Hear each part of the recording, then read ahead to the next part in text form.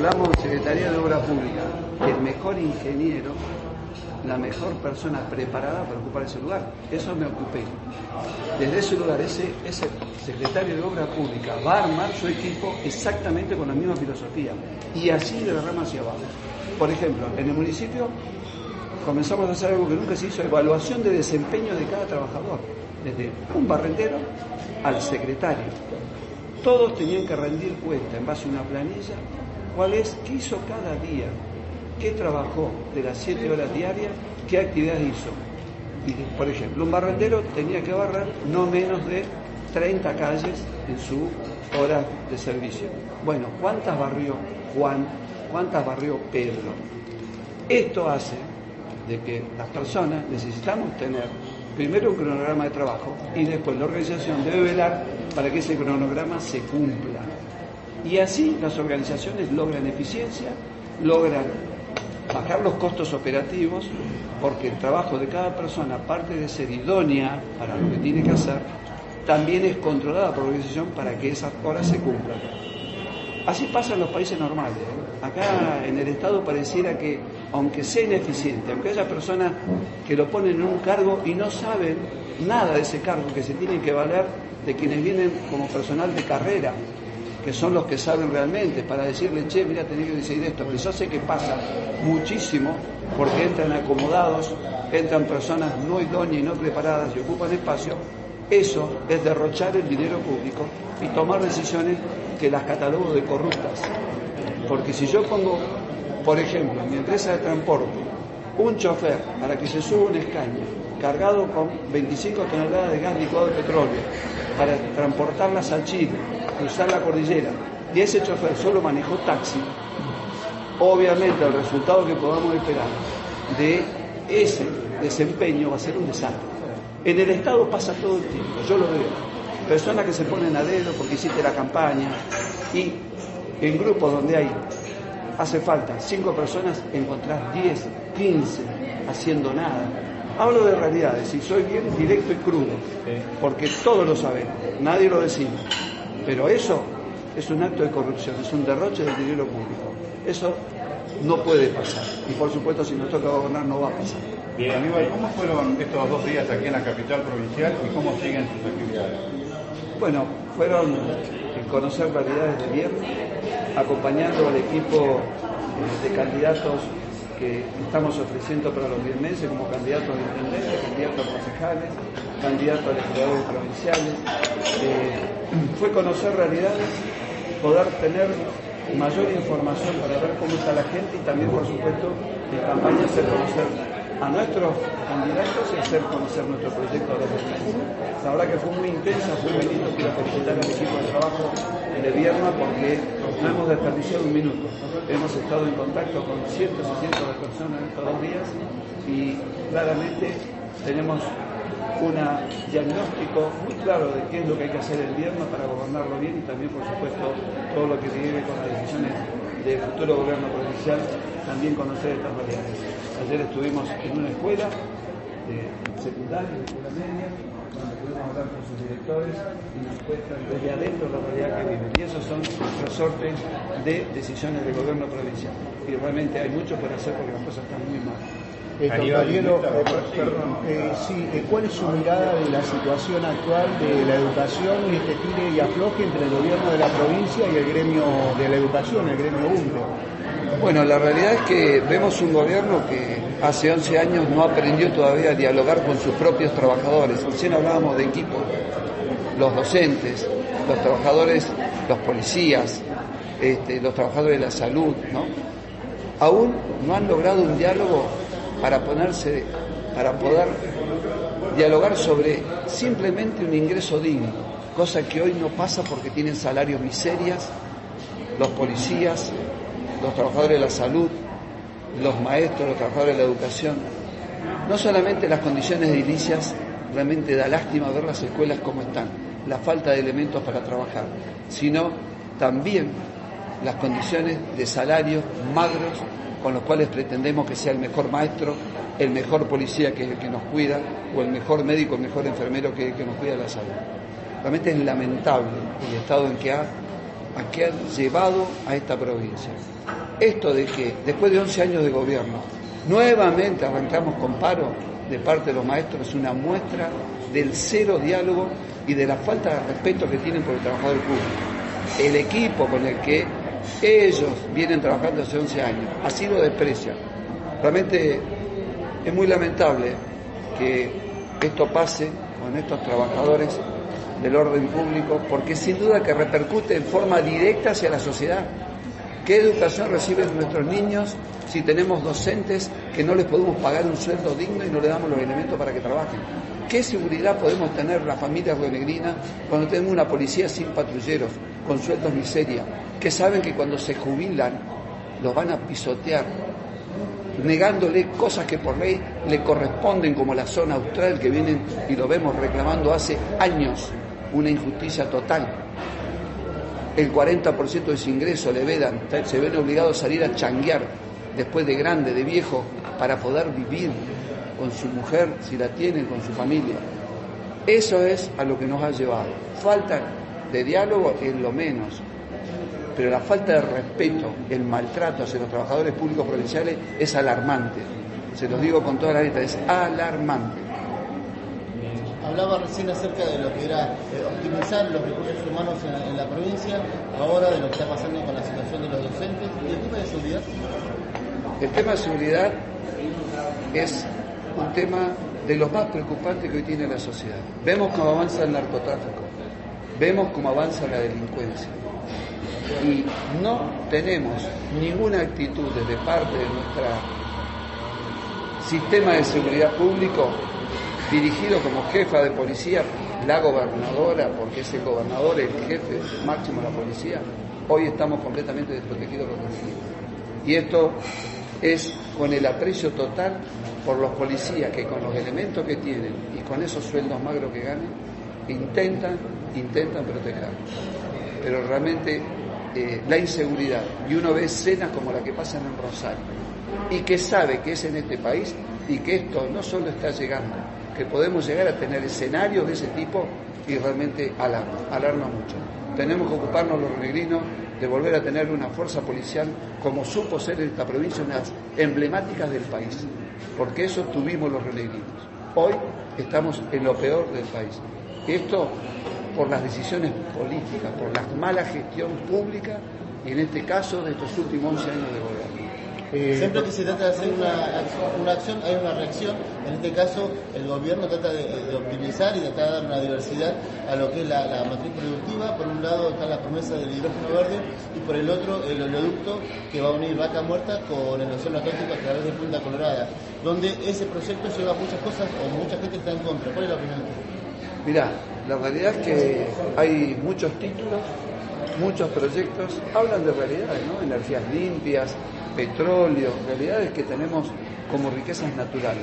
Ahora, ¿qué hacemos con la fruticultura, que de 60.000 hectáreas hoy quedan 40.000 y casi menos en producción, con un Estado ausente? ¿Qué hacemos con la pesca, donde vemos un Estado que no solo no regula, sino que otorga permisos, por supuesto condicionados y tendenciosos? ¿Qué hacemos con la minería?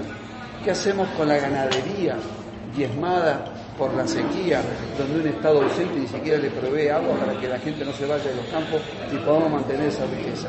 Por supuesto que es muy lindo hablar de todo el potencial que tenemos, ¿no? Y por supuesto que hay que desarrollar ese potencial que tenemos, energías verdes, hidrógeno verde, ese es el futuro de la energía, no cabe duda. Pero también tenemos petróleo, un petróleo que hasta tanto se pueda explotar estos combustibles fósiles, es una riqueza que la tenemos que aprovechar muy bien. ¿Cómo está aprovechada? Estamos en su mínima producción de petróleo. Así que hay un montón de riquezas y un montón de actividades que están en total caída y un Estado completamente ausente para poder ayudar a sustentarla, generando un clima de crecimiento económico, que es lo que debe ser el Estado, facilitador del desarrollo económico. Entonces es muy rimbombante hablar de hidrógeno verde. Son títulos, ¿Qué hemos visto hasta ahora? Nada, títulos. Por supuesto que es el futuro.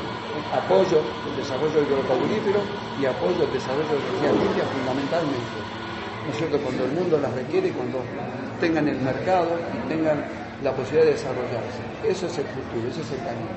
Pero que nos vendan títulos, la verdad, no sirve para nada. La última de mi parte, perdón, siempre se trata de buscar el consenso social. En su momento se trató de hacer una planta nuclear y el consenso social le dijo que no.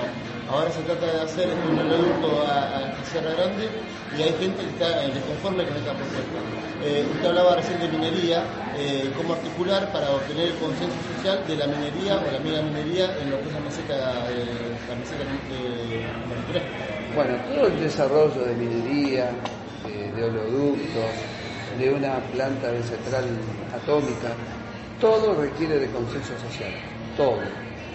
Cuando vos hablas de la planta de energía atómica no hubo consenso social, no hubo un plebiscito, hubo una decisión de un gobernador que acertada, ¿no? Esto lo digo porque obviamente la energía atómica, hecha con todas las normas con las que hoy en el mundo es la energía número uno, sin duda hubiera sido altamente beneficioso para los renerinos.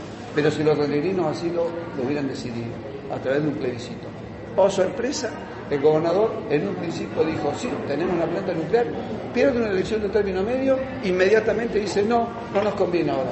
Eso no es consulta popular, eso no es la opinión de la gente. Y todas decisiones importantes y trascendentales para una provincia deben estar decididas por su comunidad en su conjunto, siempre. Doctor Hilo, quería consultarle, ya falta muy poquito para la selección, para la fecha de los comicios, cuáles son sus expectativas, teniendo en cuenta las alianzas que ha hecho Juntos, ¿no? Con parte del peronismo, con parte del radicalismo, mira encuestas, ¿cómo se ve usted? Bueno, en principio claramente entendemos que tenemos todas las chances de ser los que logremos la mayor cantidad de votos y que podamos gobernar esta provincia. Esto, cuando vemos estas alianzas que hace un partido provincial que hace 11 años gobierna, es un claro signo de debilidad política, de gestión, como le quieran llamar, porque si el proyecto hubiera sido muy bueno y los renerinos estaríamos muy contentos con la gestión, porque tendríamos una provincia sin deuda pública, con superávit y con crecimiento y desarrollo económico, como hay otras provincias de este querido país, bueno, claramente no necesitarían aliarse con pedacitos de partido, un pedacito del radicalismo, un pedacito del peronismo, para tratar de presentar algo presentable a los renegrinos. Claramente es una muestra de debilidad y es un autorreconocimiento de la mala gestión que han hecho, por eso buscan pequeñas alianzas para ofrecer un proyecto, entre comillas, ¿no es cierto?, a los renegrinos. Nada nuevo en el horizonte. Así que los renegrinos, con los 102.000 votos que el año pasado nos dieron a Juntos por el Cambio en la provincia, han expresado claramente que quieren algo diferente porque esto que tienen no sirve. Lo han dicho claramente. Sin duda que con el clientelismo desplegado por Juntos Somos Río Negro, con esos regalos que se le hace a la gente de una bolsa de comida porque tienen hambre a cambio de un voto, o una chapa a cambio de un voto porque necesita una chapa para su vivienda precaria, ese agradecimiento corto, ese Papá Noel cada 4 años, sin duda que logren algunos votos. Es indigno que le compren la pobreza a la gente a cambio de un voto, porque esa gente está en esa condición por culpa de las malas gestiones. Y hay 11 años que gestiona un gobierno que no ha hecho una vivienda, que no ha hecho un plan social, un loteo social, que las ayudas sociales no llegan alimentos a los merenderos y los comedores. Las iglesias trabajan por sí solas, tratando de paliar la ausencia total del Estado. Y esto hablo de los barrios pobres, de las tomas, de los asentamientos. Así que la gente está cansada de la mala gestión y no nos cabe duda que la opción que representamos de personas que estamos en política exclusivamente para servir va a ser la más votada. Doctor Hilo, le consulto, ¿molestó que un sector del radicalismo se haya sumado a las filas de Juntos Somos Río Negro? No nos molestó en lo más mínimo, porque ese pequeño sector del radicalismo que no representa ni un 5% del radicalismo siempre estuvo aliado de Juntos Somos Río Negro. Son un puñado de personas que son empleados públicos provinciales, de hecho, y por supuesto están disfrazados radicales, pero son de Juntos Somos Río Negro. Son los que han dominado el sello y ese sello se lo regalaron para que vaya de adherente la lista 3, un partido centenario en este país, que es la Unión Cívica Radical, relegada y resignada y entregada por estos dirigentes a un partido provincial que es una gestión que es un fracaso en la provincia. Es lamentable lo que hace este puñado de radicales. Deberían hacer Juntos Somos Río Negro y sincerarse, pero bueno, no tienen capacidad para eso. Aníbal, ¿cómo ve la situación en Viedma ya a pocas semanas de que arranquen las elecciones municipales y provinciales también? Mira, la verdad que Viedma es una hermosa ciudad. Sabemos que una de las economías que tiene es el trabajador público. Hay trabajadores públicos municipales, provinciales, también delegaciones nacionales. Y vemos de que ayer hablaba, por ejemplo, recorríamos una calle comercial céntrica y hablamos con los comerciantes. Y bueno, las ventas están por el piso. ¿Esto qué indica? Porque analizamos por qué están vendiendo poco el comercio.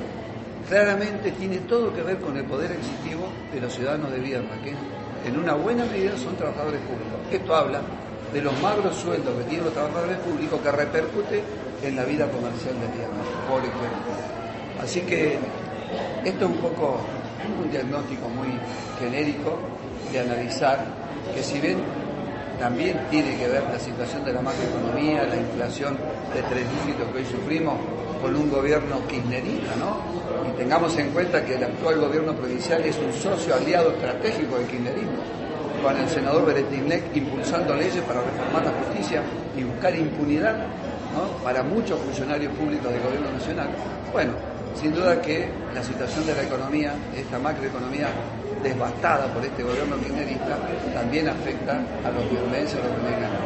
Pero por supuesto que si el poder adquisitivo de la gran cantidad de trabajadores públicos fuera distinto porque fueran mejores salarios, también repercute en la vida económica y social de esta ciudad. ¿Cómo fueron recibidos por la gente en parte de la campaña y también sobre todo con los comerciantes, que por ahí son los más sufren el tema de la inflación y ventas y más? Mirá, invariablemente la gente nos alienta, nos dicen métanle, queremos que ustedes gobiernen, sabemos que son completamente distintos, sabemos que el señor Roberto Brusa, con su vida hecha, empresa de construcción, está exclusivamente como yo por vocación y que vamos a trabajar en serio, responsable y respetuosamente, manejar los recursos públicos y las relaciones públicas. La verdad que es aliento, aliento y aliento todo el tiempo, y como le decía recién a tus colegas, el hecho de poder ser, de darle un poco de esperanza y un poco de una mirada de que hay un futuro que puede cambiar, ya eso nos reconforta a nosotros como candidatos. Hace tiempo, unos años, había un político, un candidato que se hizo conocido por la frase yo tengo un plan, ¿sí?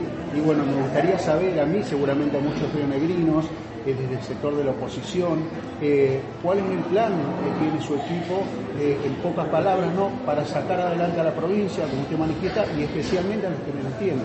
Bueno, te esbozo algo que tiene que ver con atacar la emergencia. Hay que reestructurar la deuda pública provincial, cosa que si el 16 ya estamos hablando con economistas nacionales para poder tener un camino a seguir.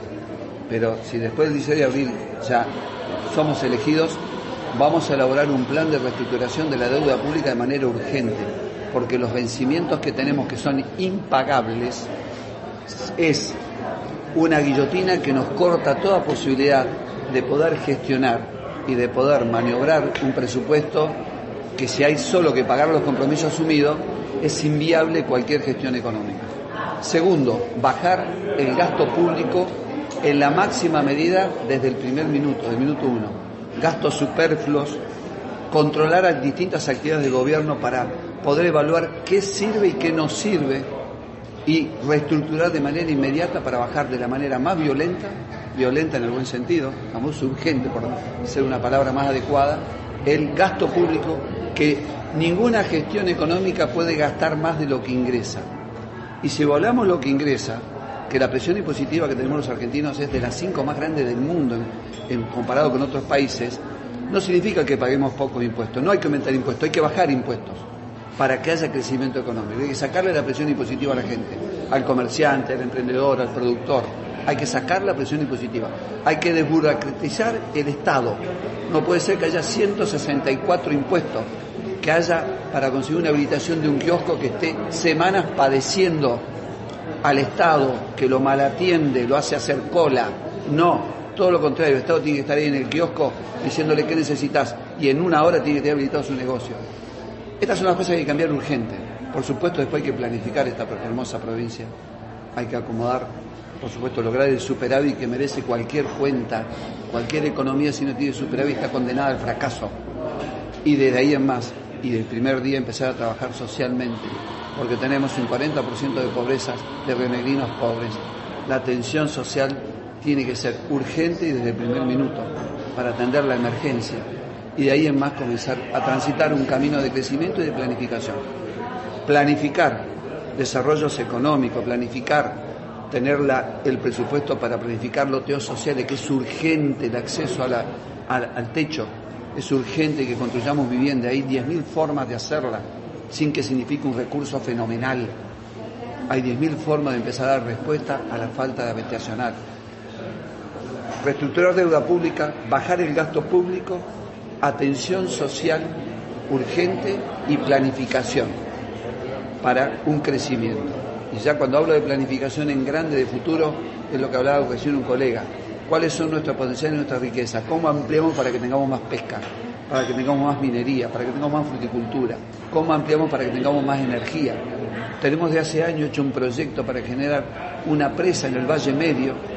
Está hecho el proyecto, tiene toda la factibilidad y con 700 millones de dólares nosotros producimos una presa que produce la misma cantidad de kilovatios que Alicurá. Algo que lo pueden hacer los rionegrinos, como han hecho otras provincias.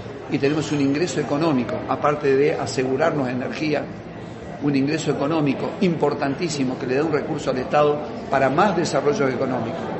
Estas son las cosas que tienen que pasar.